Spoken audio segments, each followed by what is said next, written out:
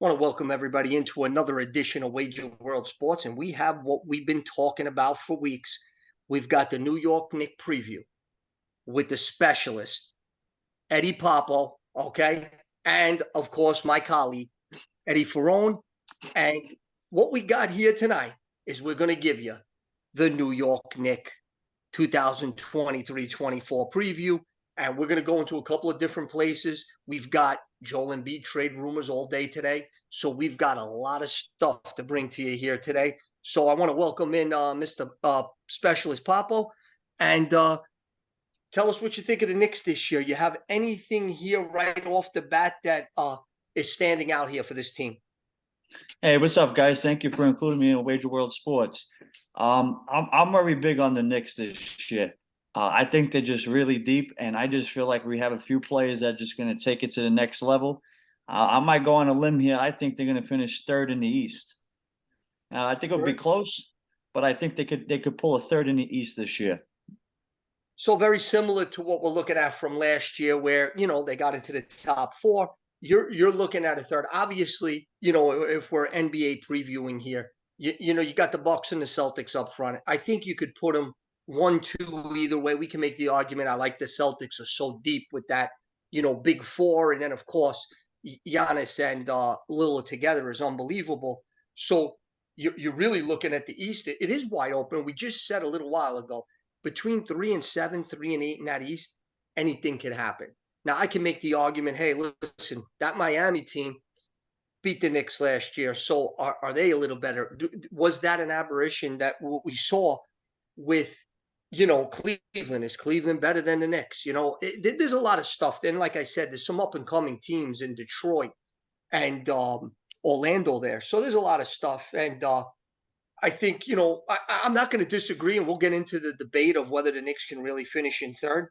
But we had a couple of things on our schedule for this show that we wanted to come at you with, specialists. So, Ed, I want to welcome in there my colleague Ed Ferrone. Ed, what was one of the things you wanted to ask Specialist Papo here today?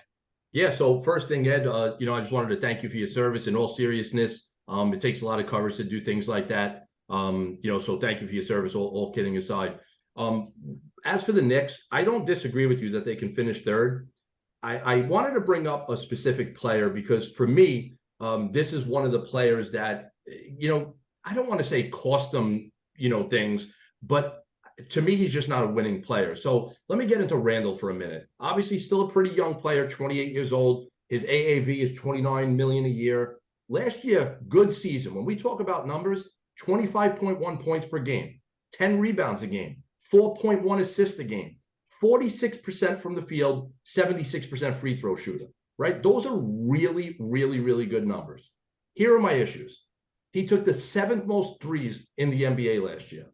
In the playoff, he averaged less in every single category than he did in the regular season. In 2021 playoffs, Atlanta made him disappear by double teaming him. He just could not figure it out. And I'll even get past that. My problem with Randall is he's a baby. When he gets mad about something, he's pushing his teammates, telling them to get out of the way, turnovers in big spots, and the guy's just not a winner. So I know that you've been pro Randall in the past, so I just wanted to get some of your thoughts on Randall and if he can take this team to another level. Our buddy Randall. I feel like when it comes to Randall, it's a love-hate relationship, right? When he has those games when he's just going off, you're rocking with him, and then when he does those stupid little turnovers, you want to kill him. I think a lot factors with Randall. Like, yeah, he does cry to the refs, but look at LeBron James, right? He's my favorite player. You tap his hand, he's going to cry to the ref. Those are little things I think we're nitpicking a little bit. When it comes to Randall, he needs a closer. The team needs a closer. Right. And I feel like before we got Brunson, Randall was our dog and everybody looked up to Randall and he had to take that lead as the lead guy. But unfortunately, that's just not his role. I think Randall could have success on this team. But then again, we need a closer. And I think he still has a lot to give and offer this team. We're just going to have to live with the good and bad times with Randall,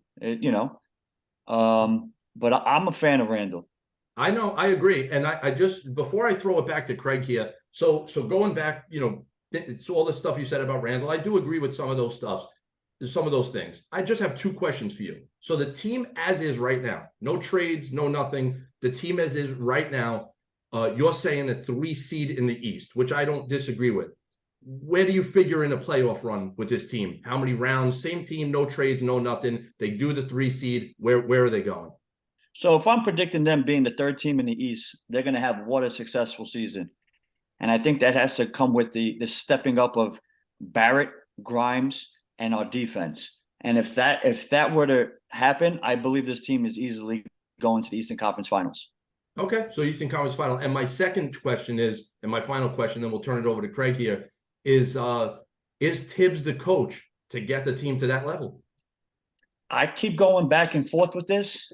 I'm going to say Tibbs is the coach. They actually had a survey around with the GMs regarding the best defensive schemes, and Tibbs was ranked number 2 in the NBA. So, Tibbs could drive you a little crazy at times, but I'm going to ride with Tibbs. I think he's pretty successful since he's been here. Hey, we've been in the playoffs, so I'm going to ride with Tibbs. Well, there's a couple of things from that. Like, so if the Knicks, here's one of my, takes on what you said, and there's a lot, like, we say disagree or agree, but a lot of intelligent thoughts, a lot of stuff going on. If they go to the Eastern Conference Finals, I would have to assume they're going to have to beat either Boston or Milwaukee to get there. And that, so you're talking about a successful season. They would have to beat one of those big teams. Now, I'm going to say this. I'm going to be on the other side of this. If they don't make a move here, I don't think they can get past those type of teams. I think that they may even struggle to get past a Miami or a Cleveland. I think all those teams are pretty close and pretty equal right now on paper. I'm going to agree. The Knicks have talent. They're deep. What it is about, and I'll take you to Julius Randle. I'll take you a little bit to RJ Barrett that I want to comment on. Yes, RJ's got to take the next step. He just seems to be stuck on that 18, 5 and a couple of assists, and his defense has gone down a little bit over the last couple of years. And I'm a believer in that him and Randle are very similar players. Randle's a little bit bigger. And here's the thing we said earlier today, me and Ed, is that Randle has better physical skills than RJ Barrett. There's no doubt about that. The guy has physical skills. But when you're taking a team and you're trying to, put together a puzzle, is Randle that guy that's making people better around him? Is he doing this? I like when he gets a little crazy sometimes and he starts to, hit those shots. And now, like you said, Papo, is that, now Brunson can close. So we have a little bit of a closer. Is it time for RJ Barrett to step up? I just think RJ Barrett is who he is now. He could score 20 points a game. If he goes to another team and he has the ball a little more, that would be the case. Now, I'm going to bring something up in terms of RJ Barrett. One of his best playoff games last year, while you were serving our country, okay, was, and I know you didn't see this game, and Ed, maybe you have a comment on it. Randle couldn't play with the ankle, and RJ Barrett took that team on his back and played the best game he's ever played in his career. It leads me to believe Barrett could flourish more without Randle in the lineup. And maybe that's the piece here of the Knicks have been trying to land this piece for so many years of how they play together. So, Ed, I know you saw that game too with Barrett in the playoffs last year, where, Specialist Papo serving our country, and he's one of the biggest Knicks fans I know, missing that game. That Barrett was great in that game. So you saw a little difference. He was going to the basket, getting to the foul line, hitting foul shots, making plays. And so I think in that part is where we've got, a Knicks team that maybe can take a next step. Now, give me something there, Ed, on it. Did Barrett take that next step last year in the playoffs when Randle wasn't there? Yeah, so I think this is where we're probably going to disagree a little bit. I think Barrett is a good player, right? And I think he'll always be a good player. But I think that exactly what he is now is always what he's going to be. Yeah, Randall clogs them up a little bit because they're, I guess, kind of similar players. Both shoot too many threes. But I just think that Barrett is who he is. And now listen, I'm not saying that Barrett's not a good piece, but Barrett is a good piece to me if you go get Embiid and you go get another player and then you have Barrett, then I think you're okay. But if it's this team, let's say without Randall and Barrett's the guy, I guess you want to call him, with Brunson, then I don't agree. I just think Barrett is a decent basketball player, and that's it. I want to ask you both this question. I know, Ed, we touched on it earlier today when we were doing, our pre-meetings today, right? Is I get the big thing, and I'm going to take you now into the Joel Embiid rumors that we're seeing. I'm going to say this with the Joel Embiid rumors. Before you say you like him, you don't like him, how in the world is Philly going to trade us Joel Embiid? So right off the bat, you're telling me all these rumors. Oh yeah, CAA, they got connections and all this kind of stuff with Embiid's people. The same connections with Booker, Chris Paul a couple of years ago. We've heard all the connections. You know who we got? Nobody. So you got Brunson because his father worked for the organization. So at the end of it now, okay, I asked this question to Eddie this afternoon, and I'm going to say it again. So the big rumor was this: 3 first-round picks, Mitchell Robinson, and either Randall or Barrett. Now, if I put a gun to both your heads, the 2 players that are there, and the Knicks are going to trade for Embiid, and now you have to send that package, Robinson, 3 first-round picks, and Barrett or Randall, which player are you sending in that Embiid trade? Go ahead, Ed. Ed, start with you, and then we'll go to the specialist. We talked about this morning. I'm gonna trade Randall because of the things that I said. I just don't think he's a winner. I think he's a really good basketball player. I just don't think he's a winner. And you know what? Randall's 28, Barrett's 23. 5 years, that makes a big difference. Contract is pretty solid with Barrett. So in the trade, just to answer the question, I would put Randall in the trade and not Barrett. What do you think, I'm Ed? just gonna say this before you answer, specialist Papo, is if you're looking at the ages and stuff, if you really think Randall's the better player and better for this organization, then Brunson, 26. You're getting Embiid, he's going to be 29 going on 30. So you want the best team you could put on there now. Their contracts are similar. I think Randall makes a few bucks more. So all said the same way, if you really believe Randall's the player, then I think, you would lean towards him. But I agree, he isn't the player. Specialist, what do you think? All right, so to talk about this trade, I'll do the trade in a heartbeat. It's not even a question. That's number one. Good, All good. right. Number one. Matter of fact, you could take whoever you want. I'll give you a blank check. All right. I'm a big fan of Embiid. However, I think it's a no-brainer. You have to send Randall. You cannot have Randall and Embiid on the same team where it's just going to clog the paint. It's impossible. I can't even imagine them working together. I think that would be a great fit for Barrett to have Embiid here in New York. I think that will allow him to flourish a little bit more. But guys, let's be realistic. I can't entertain this trade because there is a -% chance, which doesn't even exist, that he's going to get traded to the Knicks or anybody in the division. So you could take this, throw it in the trash, and forget about it. Well, it's the same thing. I talk about this all the time. And, last summer when it's going to be, hey, Mitchell Robinson's coming here. Donovan Mitchell's coming here, right? And we're all excited, and he doesn't come, right? And right before, as we're waiting for him, DeJounte Murray gets traded for 3 first-round picks. DeJounte Murray would be a perfect fit for this team. And so we miss out on him. And then earlier, let me back up for 1 second.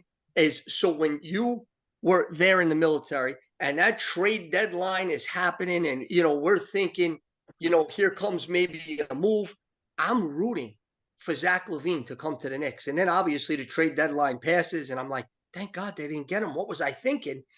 Because I just don't think that's the fit either. So now in the off season here, we've wanted Bradley Beal for a couple of years. Now, maybe you want to say now, oh, he's not healthy. He's this, he's that. Bradley Beal for a second round pick. You're basically upgrading your team. You're not trading these draft picks. Build from the bottom, and you still have a guy like Bradley Beal on your team. So to me, that was the way to go. We let that pass. And now, Embiid, I don't think Philly's trading him to us, but stranger things have happened. I've been waiting for Zion Williamson since the night that he went there. It was one of the most disappointing nights of our lives, when that happened. And but I do believe Zion's the guy for this team, and I've been saying it forever.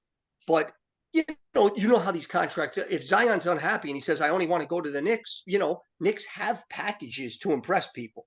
So at the end of the day, the only thing I would say about Philly is, where could you get more than Robinson, Randall, and 3 first-round picks? Can anybody else beat that? Is that a beatable trade somewhere?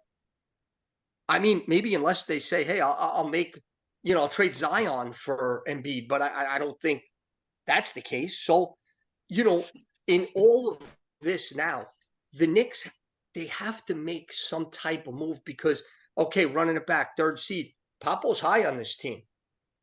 He's high on this team. So I'm not as high in having seen the playoffs and stuff. And I know Papo missed a lot of these playoff games. So I think when it's all said and done and what we're doing here, the Knicks have to make the move, and Specialist Papo said, "Hey, listen, 0% chance of Embiid coming in here." So it does make it, very difficult in that respect.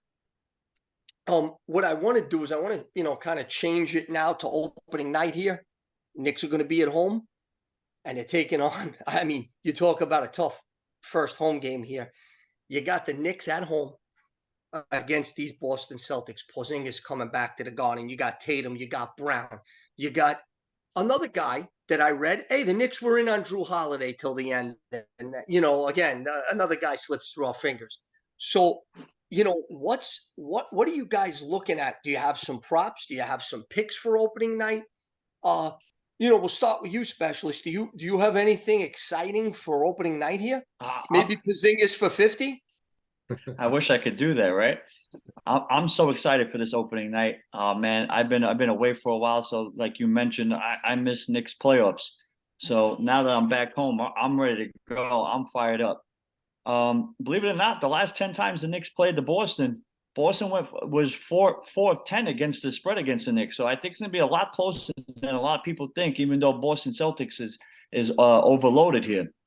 But I'm gonna tell you this right now because I'm a big fan, and I think he's going to explode. I'm gonna go big on Quentin Grimes. I believe that he's starting to evolve right before our eyes like a fucking Pokemon. All right. So if like as we say in the Army, it's all about numbers. So here I'm gonna throw some at you. The last 2 preseason games against Lucky the Leprechaun, Grimes shot for 9 for 17 from deep. That's 53%, you nerds. Now, if you want to say preseason means shit, fine. I'll give you some decent stats. Last year, Quinn Grimes averaged 40% from deep during home games. And here's another nugget, a little something to get you excited for a Wednesday night. Games played on Wednesday night, he shot 51% from 3. So, ladies and gentlemen, with that said, I got 2 props for you. Put it in a bag and take it to the bank. All right. The first one's going to be, I'm going to go over 1.5 threes for Quentin Grimes at -150. My second prop is going to be over 8.5 points for Quentin Grimes at -102. Last year, he averaged about 11.2 points per game. I expect a major leap forward for Quentin Grimes this year. I think these are the 2 easiest props I can go with. Yeah, Ed, I'm a Grimes guy. I am too. I really am. Me and Craig talk about this all the time, and I think, and we'll get to Craig in a second. I think Craig said he's basically the 7th or 8th guy off the bench. I disagree. I think the kid is. I don't want to say he's going to be a star, but I think he's a really, really good basketball player. Plays defense, can shoot threes. He's a good player. I love both of those picks. As for the game itself, when you look at this, I'm a Knicks fan. I can't wait for tomorrow, right? I'm a diehard Knicks fan, just like you guys. When I look at the game and I see the Knicks getting 2.5 at home, the first thing, before even the spread, when I look at this game, I say, man, the Knicks are dead. They're in big trouble. This Boston team is really, really good. But then when I see 2.5 that the Knicks are getting 2.5 at home, I got to tell you, a lot of people outside New York, not Knicks fans like us, but a lot of people are going to jump on the Celtics. They're going to say, wow, the Celtics are only giving 2.5 to the Knicks. The Celtics are loaded. And I kind of am going to jump on the wagon with you, Ed, and I think that the Knicks win this game. I do. I think that 2.5 is a trick, and everybody, including our Knicks fan Catania over here, is going to jump on the Celtics. And I think the Knicks surprised everybody yesterday, and I do think you win both of your props in that game. But let me tell you this. I do like the Quentin Grimes props there. I love the 8.5 there. I know he's been red hot in the preseason. So, I do think Quentin Grimes is going to improve. So, like, when I sit there and say he's the 7th or 8th guy off the bench, it's a good argument that I have is I'm just a Quickly guy. I think Quickly should be starting. I think Quickly can be the top. Yeah, I think he could be one of the top 3-point shooters in the league. I think he's got to take better shots. I think he needs some coaching. I think, if Quickly, can gel in there as the 2 guard there, he plays tough defense. I think so. It's not anything against Quentin Grimes. I just happen to really think, that Quickly, if he goes somewhere else and Quickly gets that ball in his hands, he's going to average 20 points a game. So when you're looking at stuff like that, that is 100%, let's say my argument in terms of that. So, but I love these props here on Grimes. Listen, I'm rooting for my Knicks. I agree with you, Ed, with the 2.5. Wow, this is interesting. How are the Knicks? But I'm going to tell you this, okay? And you heard it here. That's betting with your heart. The Celtics will smash the Knicks tomorrow night. And when I say smash, I feel like they win it comfortably by 7 to 12 points. They'll take the lead, somewhere in that third quarter. Knicks will be chasing. Now, again, you're going to need some superhuman efforts from a guy like Barrett or stuff like that. But I have said this. One of the things that I wanted in the offseason is I really wanted Kristaps Porzingis back here in New York. And Ed, I had been talking about he's a free agent. You can get him cheap. Get Randall out of here, trade him for free, and bring Porzingis in. And I'll tell you why. I watched him a lot last year. He was a guy I like to play his props, and I watched him with the Wizards. He's playing a post-up game. He shoots a good percentage from 3 in the high, 30s. He's really taken his game to the next level. Now, it's always going to be about is he injured or not. But he's gotten stronger. Everything that you think he would have developed in his career has kind of happened. And I thought he would be a great fit with this Knicks team, even if it was the kind of thing where you brought him in to play center and you got rid of Robinson. So I thought, that was going to be good. And now you put him in there with Tatum Brown. And to me, the trade to bring in Drew Holiday is it's incredible. And so I'm a believer, and this is not an indictment against the Knicks. The Celtics are winning the NBA championship this year. That team is too loaded. They will make a trade to get themselves, anything that they need in terms of maybe a center. They traded away Robert Williams in that trade. I just really like the Celtic team.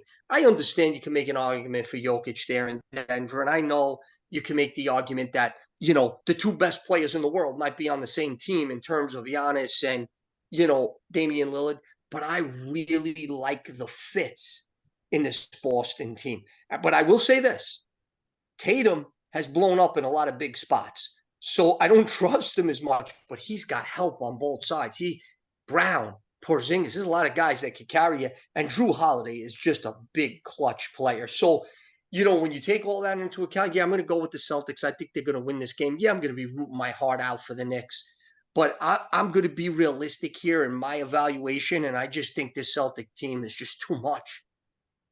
Yeah, Craig, first, I just want to jump back to Quickly for a minute. I don't disagree that Quickly's a big, a big-time player, or could be a big-time player, coming off the bench. In my opinion, should have won the six man last year. But I just think that when it comes to contracts and things like that, you can't pay Quickly $20 million. He's going to get traded this year. He's Quickly will be gone before the deadline. There's no way that they can pay this guy $20 million a year. So you have to, agreeing with Papo, Grimes has to take the step, and the Knicks have to bank on Grimes this year because you got to move quickly. As for the Celtics, and maybe this is my heart talking, obviously I hate the Celtics. I don't trust Tatum.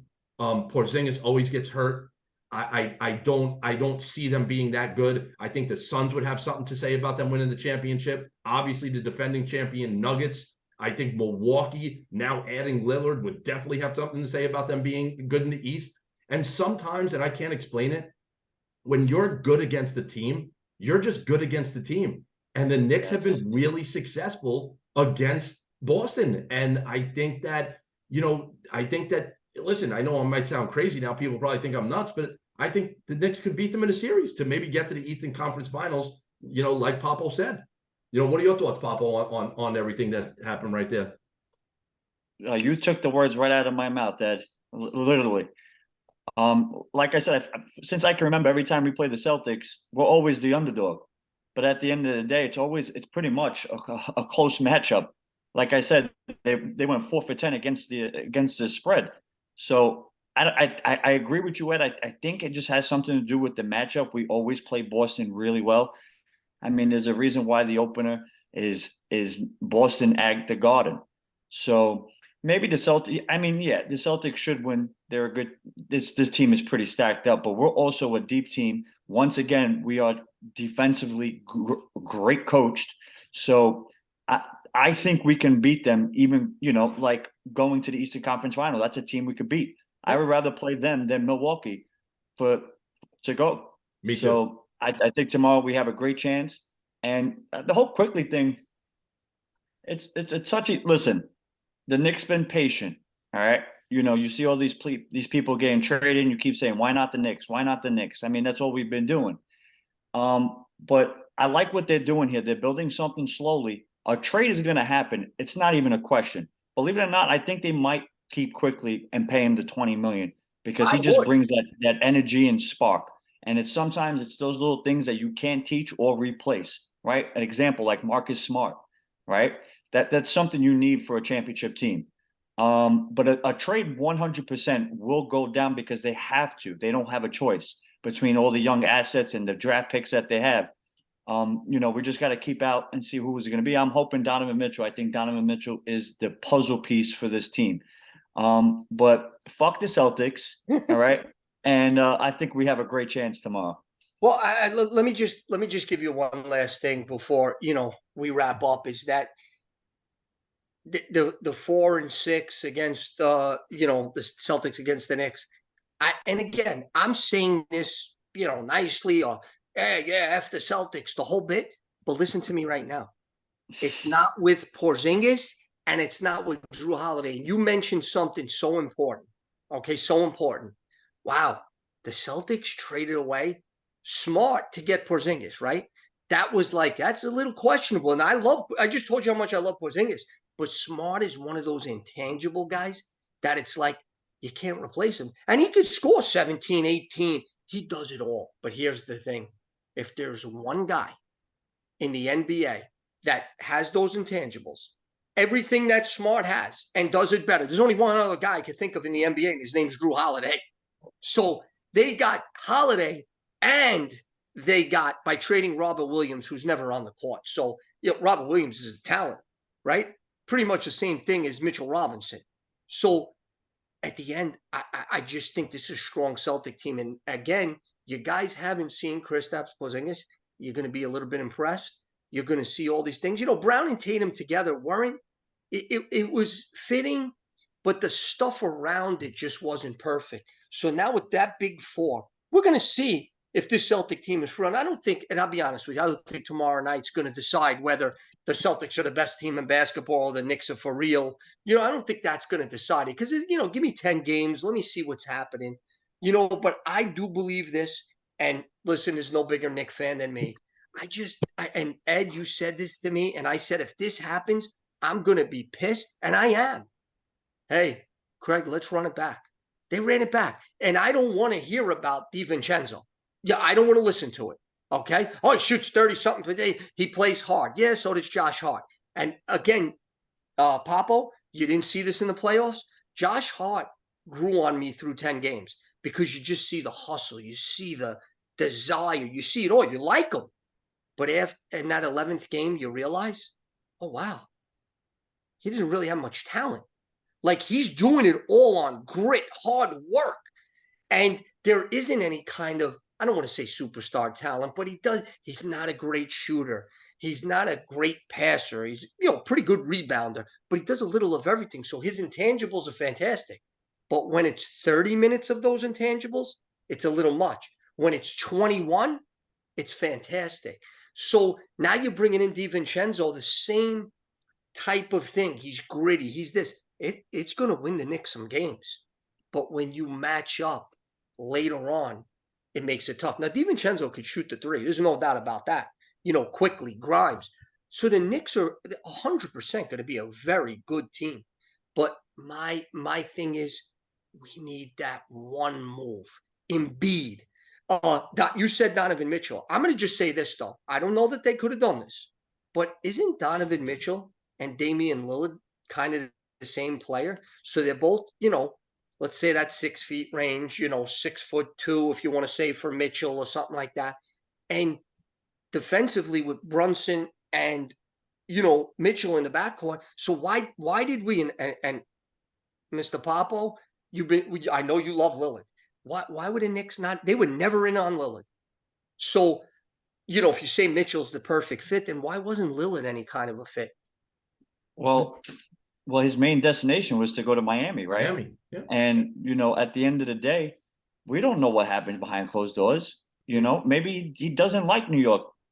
Listen, you have to have thick skin to come here. So maybe he made it clear, I don't want no part of New York, right? And I did read something about that if it was New York, it would have been Brooklyn. Yeah, listen, I agree. I don't know what happened behind closed doors, and truthfully, and I'm like an old school fan. If you don't want to come here, I don't want you. I don't care how good you are. I don't care if you're the best player in the world. If you don't want to be here, that's why I have so much respect for Melo, is because he wanted to be here. He took on the challenge. He just wanted to be here so bad. Yeah, well, yeah, Randall too. Yeah. And now, Craig, let me jump into, I want to defend DiVincenzo a little bit. Not that you're bashing him and not that you're saying he's a bad player, but when the Knicks— Wait, hold on. Wait, 1 second. You're going to talk about DiVincenzo? Let me go. So, go ahead. So this is the thing, right? I'm not saying DiVincenzo is a great player at all, right? But all season last year, after the season was over, I kept saying to you, we need a shooter. We need a shooter. If you watch the playoff games against Miami, they didn't blow us out. Every game was close. And what happened? Randall missed 5 threes. Barrett missed 3s. Clank here, clank there, clank there. If DiVincenzo hits those specific shots at certain moments if he was on that team against Miami, that's a different series. If we have a shooter hitting a shot. So they are better with DiVincenzo in those spots. No, he's not playing 35 minutes and is going to make a difference in the game, but he's going to make a difference in playing defense. He's diving for balls and he can shoot. He's better than Josh Hart. I know you're saying they're similar players. They are, but DiVincenzo is going to hit the big 3 when you're down 2 and there's a big possession at the end of the game. Instead of a clank and then the other team goes down the court and hits a 3 and you're down 5, DiVincenzo can hit that 3 to put you up 1 and make the Garden rock and make that difference. So I think he makes a huge difference in that in that situation. And Donovan Mitchell, of course, I want him too, but a few games in that series, the Knicks dominated him and shut him down. He did nothing. He did nothing versus the Knicks in some of those games. I would agree with you. So listen, of course, I love to see Donovan Mitchell here. He wants to come here. I think he would take the Garden over. I think that backcourt would be electric. I'm not disagreeing with the DiVincenzo piece. I think it's a great fit. I think it's a good move. But I think I'm just like kind of piggybacking on the point of we have built a team here, and this front office has done a fantastic job of putting us in position for the one player. But that one player has come across 9 different times. Agreed. Hey, it's Mitchell. Hey, Zion's going to get traded. Hey, it's all of these pieces that are just falling through the wayside. And so, like I said, they wanted Bradley Beal for 2 years. Now, maybe you want to say he's a little washed up. You're nervous. Hey, he's hurt. He's got a back problem already here day 1.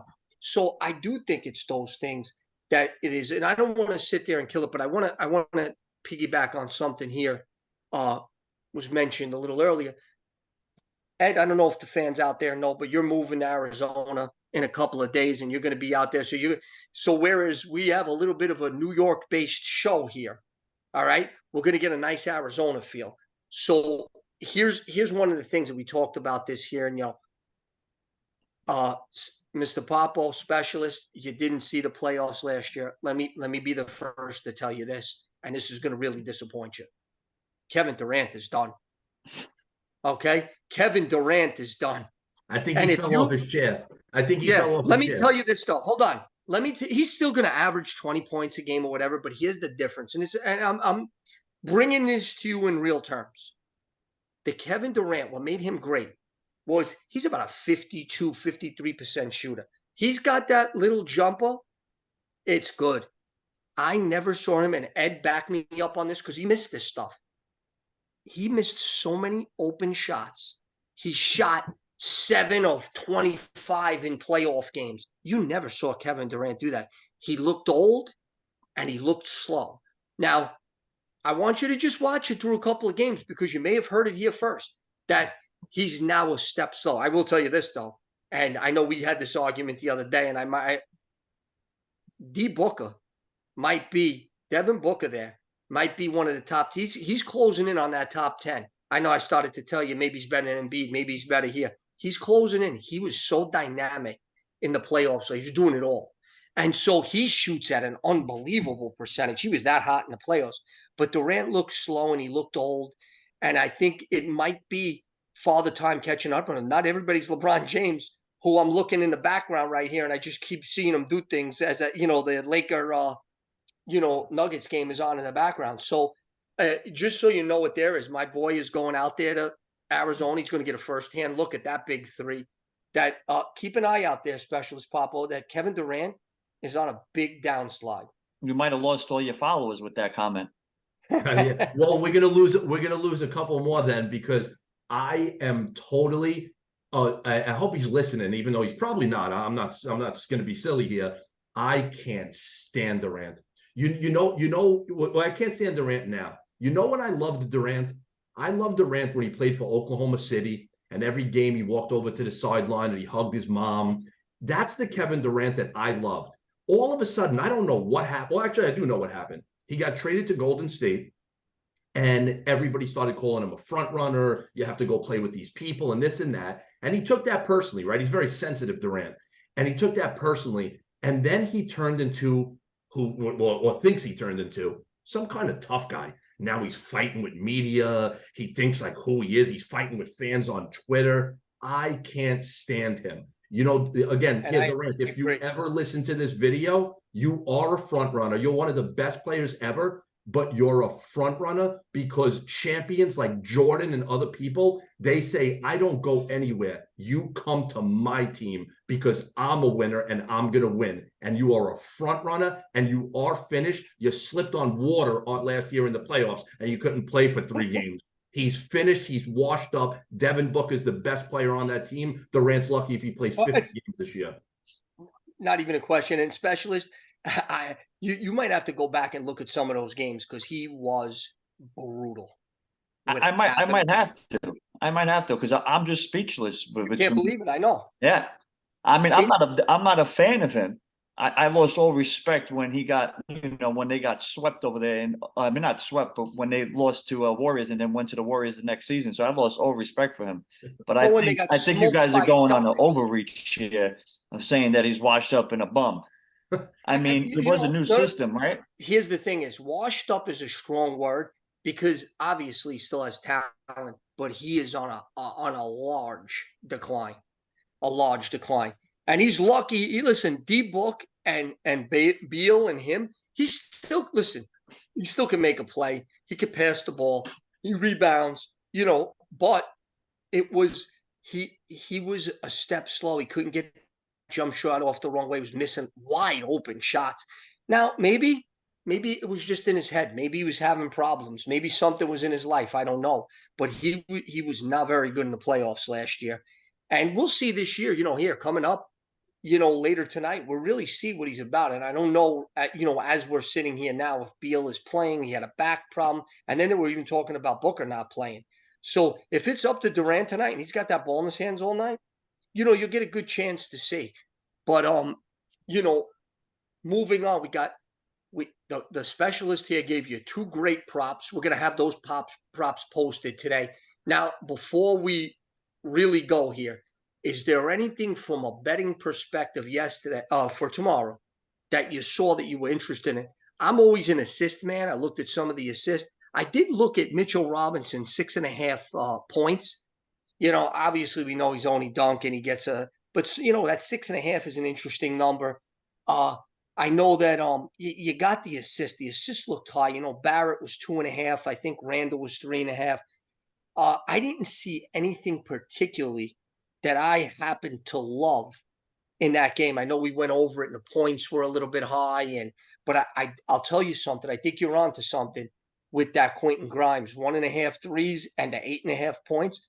I like that. He hits 2 threes. He's got 6 points right off the bat. He should go to the line for a few and maybe hit a 2 and boom. You're blessed in that one, which was at 102, you said. So, is there any other prop or anything there you like tomorrow night, either one of you guys, before we wrap up? Yeah, I got one. I'm sorry. Go ahead. No, I was gonna say I'm just gonna be a front runner here, and I'm just gonna stay strong with the Knicks plus 2.5. That's all I got. I do have a little stretch one here. Just because I feel like, it's at the Garden. Porzingis is coming back at the Garden, and I feel like there's going to be a lot of attention on Porzingis because you still have fans that love him, hate him. So I think he's going to get the place going. So I think all the attention might be on Porzingis. So you might want to look at Jaylen Brown over 2.5 threes tomorrow. It was like plus 132. I was debating back and forth. The kid could shoot. Oh yeah, no, listen. I think in player props in the NBA, the 3-point shot is where we found a lot of value over the years, because those points are tough, especially looking at the Celtic game. 25 for Tatum and then 21 for Brown. We did the math on it the other day. So if all of the guys get their average of what their prop is tomorrow night for the Celtic Big Four, that's 85 points. So if those guys get 85 and then White picks up his 11, what it was, is 96. So, their starting lineup's going to drop 96 points, and probably not possible. There's not enough basketball to go around. So, again, I say this all the time. You want to win money, you're betting unders. You want excitement, you're looking on that thing, and you got to find the 2 or 3 overs that look good that night, because this is an underworld. So, we love those props there. Specialist Papo, we're really happy to have you on. You're going to be our Knick insider all year long, and our NBA insider, especially with these trade rumors and stuff coming. Who knows? We might be back on tomorrow with Joel Embiid in the Knick uniform, and the place will be going crazy. So you better be ready for anything along those lines. So it should be a good game. We got Grimes blowing up tomorrow. We got the Knicks doing their thing, and we're happy you came into Wager World here. We've got the specialist. He taught me how to do the salute the other day. I got to hide my thumb. So we appreciate coming down to Wager World. Give us a follow and have a great night. Thanks, guys.